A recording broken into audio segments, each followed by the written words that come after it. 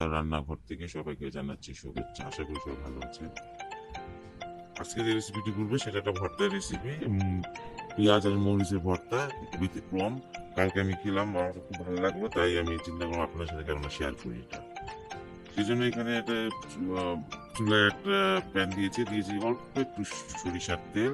আর যেহেতু মরিচ আর পেঁয়াজের ভর্তা, মরিচটা একটু বেশি লাগবে, এখানে আমি বেশ কয়েকটা মরিচ দিয়ে দিলাম। মরিচটা ধুয়ে নিয়েছি, এই জন্য শীতকেছে একটু ভেজে নেবো। ভালো করে ভাজতে হবে, একটু কালো কালো মানে মচমচা করে। আর গোটা সহকারে সাথে মরিচ ভাজবেন, তাহলে মানে মচমচা হয় বেশি।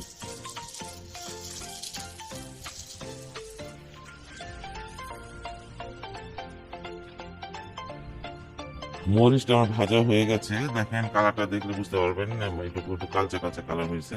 এই ধরনের করে ভাজতে হবে, বেশি পুড়াও যাবে না, একদম কমও আবার ভাজা যাবে না। ঠিক আছে, মরিচগুলো আমি এখন নামিয়ে নিচ্ছি। এখানে আমি বেশ কিছুটা পেঁয়াজ কুচি করে নিয়েছি।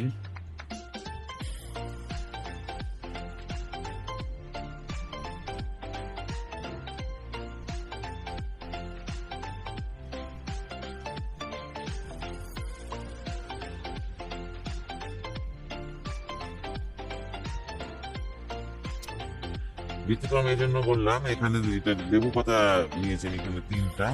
অনেক বেশি নেওয়া যাবে না, একটু বাড়তি দেখে নিতে হবে। দেখেন একটু এটাগুলো বাড়তি পাতা, আর মানে যেটা কচি পাতা সেটা একটু অন্যরকম হয়, টিয়া টিয়া কালার হয়। যাই হোক, এই পাতাগুলো আমি খুব কুচি করে নিব এখন। লেবু পাতা 3টা আমি খুব কুচি কুচি করে কেটে নিয়েছি।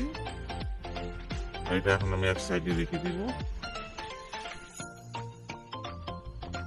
এই ভর্তাটা আমি এর আগেও অনেকবার আমরা করি, কিন্তু ওটা ধনিয়া পাতা দিয়ে করি।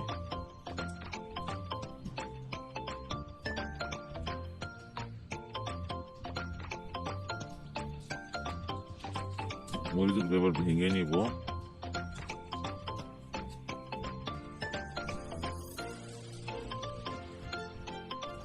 মরিচটা আপনাদের পছন্দ মতন দেবেন, যদিও মরিচ ভর্তা অনেকে ঝাল বেশি খেতে পারেন না, তারা অবশ্যই কম দেবেন।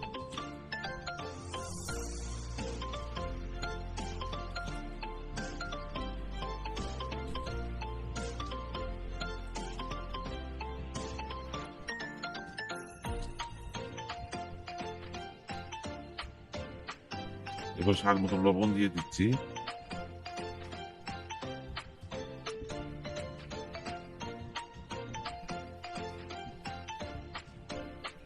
লেবু পাতা, মরিচ আর লবণটা খুব ভালো করে মাখাতে হবে। আর কারো যদি হাত জলে মরিচটা মাখাতে পারে না, তাহলে পলিথিনের ভিতরে নিয়ে আবার মরিচটা ভেজে তারপর পলিথিনের ভিতরে নিয়ে উপর দিয়ে এটা মানে বেলুন বা কোনো কিছু দিয়ে একটু ডুলে ডুলে নিলেই ভেঙে যাবে।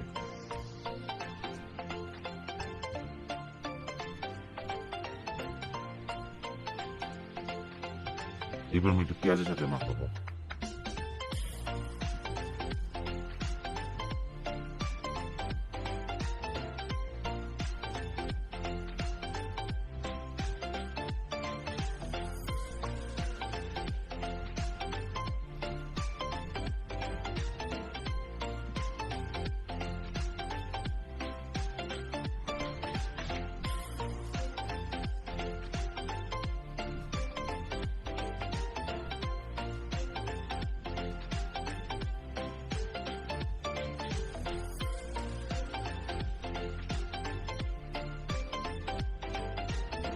খুব মজার একটি ভর্তা, যদি না বানানো একদমই বুঝতে পারবেন এর টেস্টটা এত ভালো। একটু মানে লেবু লেবু ঘ্রাণ আসে, খুবই ভালো লাগে।